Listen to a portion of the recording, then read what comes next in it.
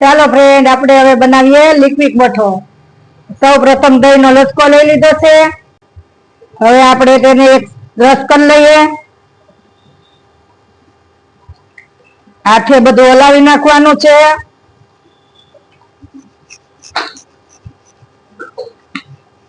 પછી એમાં આપણે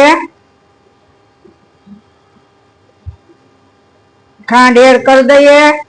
જેટલો લચકો હતો એટલી જ ખાંડ લીધી છે।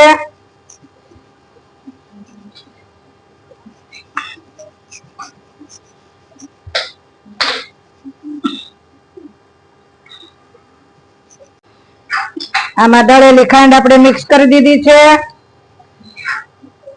2 ચમચી સારી તાજી ઘરની ફ્રેશ મલાઈ એડ કરી દઈએ।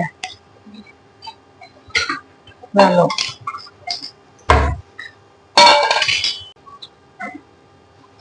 આ મલાઈ મિક્સ કરી લઈએ।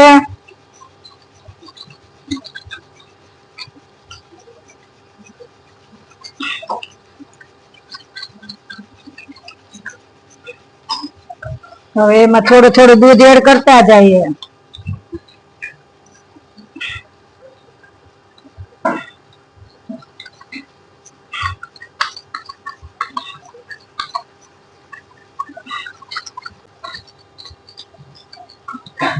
એક નાની વાટકી દૂધ એડ કરી દેવાનું છે।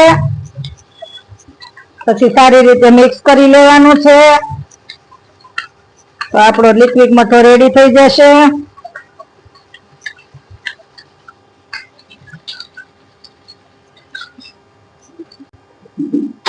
એલચી પાવડર આપણે એડ કરી દઈએ। હવે કાજુ એડ કરી દઈએ। તૂટી ફૂટી અને દ્રાક્ષ એડ કરી દઈએ। પિસ્તા અને બદામ એડ કરી દઈએ।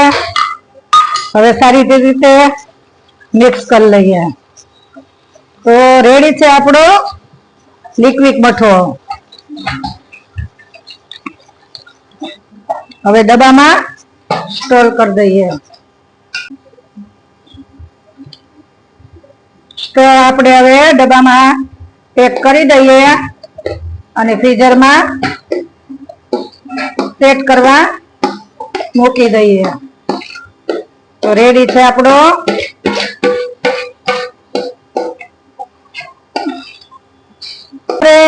આજે આપણો લિક્વિડ મઠો રેડી છે।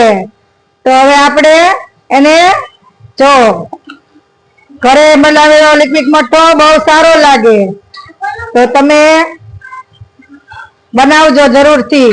આપણે સૌ કરી દઈએ।